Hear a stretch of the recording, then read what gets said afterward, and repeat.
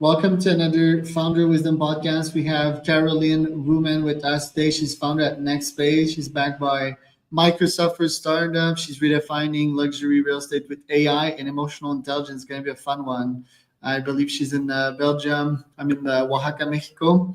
I think we both speak French, Caroline. And yeah, this is going to be fun. Podfire is presenting this podcast. Podfire is my podcasting company. We help you get on podcasts in your niche. For example, in Caroline's case, it's luxury real estate. We also help you start a podcast because starting a podcast, most people don't know, but it's the best lead generation engine. Or if you want to generate investors, you get them on a podcast first, start with an authentic conversation, and eventually you earn the right to pitch them. So podbuyer.com if you're interested into that. Carol, welcome to the pod. Tell me a bit more about yourself and what you're up to nowadays. Okay, thank you, Charles, for inviting me. So I'm Caroline. I'm living currently in Belgium, in Knokke, next by the sea. And I'm a marketeer from degree. And at a certain moment in life, I decided to study real estate. And to be honest, I never wanted to be a real estate agent. It wasn't my goal or my mission or anything. But I just had a love for beautiful homes. And I thought, let's just do it. And so I started studying again at a later age after my marketing degree. And after the 3 years of study, I thought, why not start my own agency? When I looked at the industry at that stage, and I'm talking back in 2011, when I saw the industry, it was very different from today. Now we have the social media, we have professional photography. But at that stage in 2011, it wasn't like that at all. A lot of brokers or agents just took pictures with their own iPhone, and social media wasn't as usual as it was today. We had Facebook, but next to Instagram and all the others, there wasn't a lot of that. And so I started my own agency from the idea, how would I want someone to sell my own house if one day I would like to sell? And it was completely different. I wanted it to be very professional, somewhere also off market a bit, because I didn't want the whole world to see how I live. And so I went off and I launched First Quality, the brokerage is called. And I did that for like almost 14 years. I just sold it in last January. To let go of it because I now want to focus on NxtSpace. But what I experienced in those 14 years is that there is a very, very big gap between buyers and brokers. And that a lot of people, and I'm meaning with people, certainly the buyers not only the ultra high net worth buyers, but also the high net worth buyers that it depends from country to country. Here we call, for example, 500,000 euros is already very expensive. Of course, when we're talking about New York, it's a total different amount. But those luxury buyers, they were really frustrated about the way the home search was done and about the way how they connected with their agents and brokerages. And so I started working on that early at the start of my brokerage. And during COVID, to be honest, everyone had the time either of their lives for 3 months. Here in Belgium, it was like 3 months you couldn't work. And either you could go for a walk every single day and have some fun with the kids. But I thought, okay, let's do it, but find a good balance. And I started thinking about all the input and the feedback that I have gotten from my buyers and also my homeowners. Because most of them, they wanted to sell discreetly without being on kind of a Zillow, or either it's called ImoWeb, so it's a mass marketplace. And I started thinking about how can we make sure that a buyer can find this home on a very discreet way and not being too late. and the buyer sentiment was for me very important in that. So I started just on Instagram asking people if they were willing to make a mood board at that stage. And a lot of people did. A lot of people made a mood board. They had the time, of course, because everyone was at home. But I received plenty of mood boards suddenly. And I was there with a whole map of like 150 mood boards. And I thought, okay, and now what? Because now it's difficult to manually match all those homes that were for sale with those people who were giving their DNA, buyer DNA to me.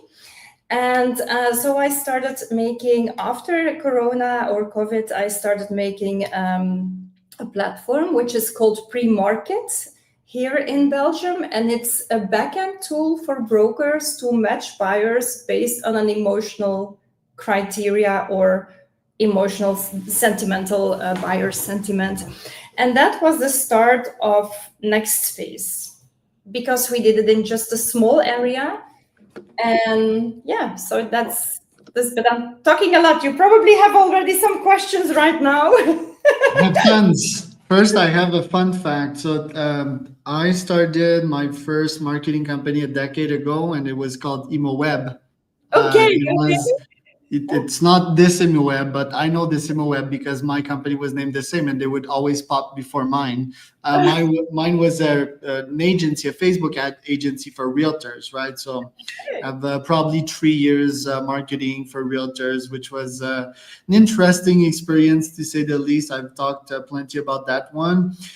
Let's talk about your agency first. So yeah, the average transaction per house, the average price per house you sold, I believe, was like 700,000 euros. What did you learn from dealing with so many luxury buyers and sellers? The average was really indeed about 700 to, here in Belgium, we do like 700 to 1.5 million is already very expensive.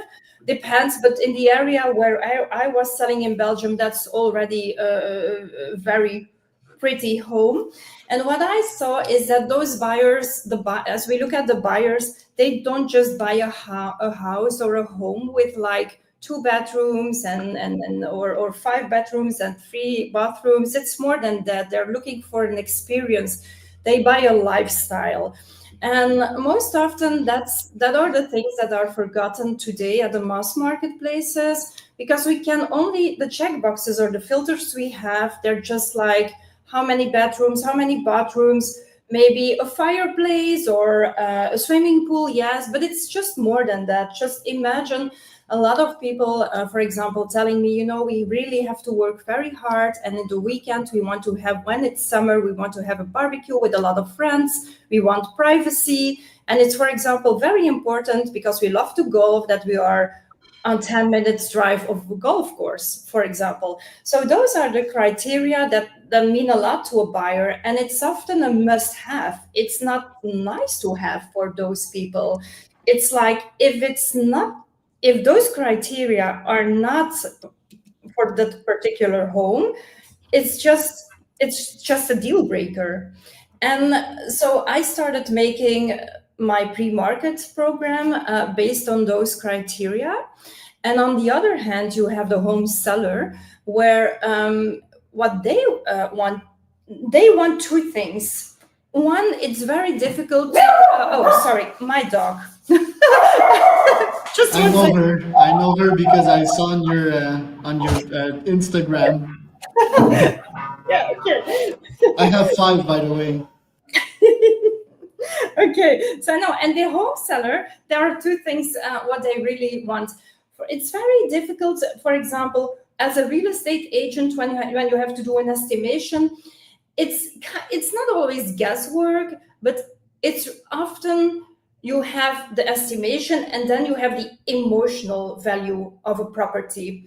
So it's kind of guesswork for a certain percentage. And those homeowners, they just don't want to go online without knowledge. They would like you to have like a pre-sale in a closed network or in a community to check out if the price is okay. And sometimes you have like, everything is always for sale. At a certain moment, some homeowners have more than one home. And when they can do a good deal, they might sell.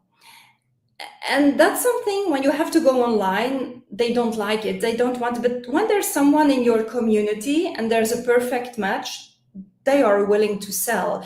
And that's what it's all about. And on the other hand, in general, they just don't like it to be treated like all the other homes on the mass marketplaces. They're out there with all the pictures, the videos, even whatever, some Matterport, whatever it's, and then everyone can see everything.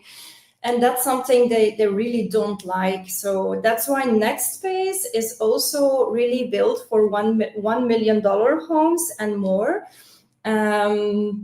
because of the fact that we really want to make it in a private hub. Right. And yeah, when I'm looking in houses, and I'm in Oaxaca, Mexico, it's not, the real estate is not hot here. Like people are starting to get into that game. For example, my wife, she's a photographer, and yeah, the realtors are becoming a thing here. It's like 10, 20 years back then in time. And here, this house that I'm in right now, it has amazing views, right? But they didn't even take pictures of the views. And the highlight for me is the roof, right? Like I have my roof gym here, and it's paradise. There's a panoramic view on pretty much the full city, the mountains, all that. And they didn't even take pictures of that. So and that's a sentimental thing, because that's the wow fact. That's the wow. Yes, it's the best thing about this house, and they didn't even highlight it. Which just tells, like, I'm not saying it's like that in the full world, but yeah, even back then when I was in real estate, I didn't see people do that. And I think they shouldn't only do that for real estate. They should do that for all houses, like really understand the essence of the house and what's its highlight features, and have an ICP, right? An ideal customer persona. I didn't even hear that once when I was working with realtors, just like, hey, let's just target everyone and anyone. Now, tell me about NxtSpace itself. I see you have an Instagram here at nextspace.ai. What are you seeking to accomplish with that one? How many clients do you have? Tell me about the business model. Well, just to say, the NxtSpace Instagram isn't fully up and running yet, so it's an Instagram that's not really. It's live, but it's not a placeholder. We have some work about it. Today, I'm really looking for how to make sure that we have a product market fit. That's the most important thing. So, as we want to launch in the United States, we're looking to soft launch in Miami. We are really trying to adapt NxtSpace 100% to the American market. And our business model it's for the first time we are dual-sided, which means that when you look at, there's a lot of AI coming up today, and I have the impression it's almost like a trendy word, AI. Some people are building to build, I have the impression. And I just want to, I've always said that I want to empower people. That's kind of a mission. And it's not only my mission for buyers, but also for brokers. So what I am buying is therefore dual-sided. On one way, we have the buyers we want to empower by making sure that the search becomes a discovery instead of a search, which can be very frustrated. And on the other hand, we want to make sure that agents can work more efficiently. So we have a B2C monetization, and we have a B2B. So at NxtSpace, buyers can onboard. So we onboard buyers at NxtSpace. They can onboard free. So it's at zero cost. And then we have two paying models. We have a premium model and we have a platinum model. And the thing of NxtSpace is the 100 guarantee money back if you don't get matches that are aligned with what you're looking for. And on the other hand, we have the brokers or the agents who can have a membership with us. It's also limited. So we don't, just to keep our value high, we are just looking for top tier brokers who are in our segment that can have a membership with us. And at this stage, we are even looking for pilot brokers who want to help us. We just want to know what is very important for them to know, what they don't have today, to make their work even more efficient. That's our goal, but we are really making it like it should click like this. Most of them are building either a marketplace only or either a B2B, and we are doing both. Right, and what's the AI component? Tell us a bit more about that. What do you mean by iProBone? The AI component, artificial intelligence. Tell me a bit more about how you're using it. Okay, so I'm not a tech person, so that's for my fractional CTO, something that he's not here today. But the AI that we are building is emotional intelligence. So Charles, when you're telling about who you are and what you find important, she will read between the lines. So I say she because she's called Nia. So we have two AI models. We have one Nia, and she is up to $5 million.